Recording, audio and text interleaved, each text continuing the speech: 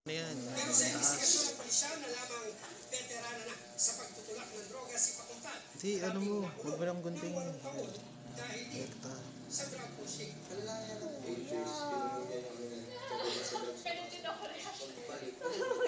Sinampaan na ang dalawang suspect ng So paggawa alam ko na kung bakit siya nagpa-exit, no? Kasi ah. Para makamove on. Hindi na bago sa amin yan, kumbaga. Oo.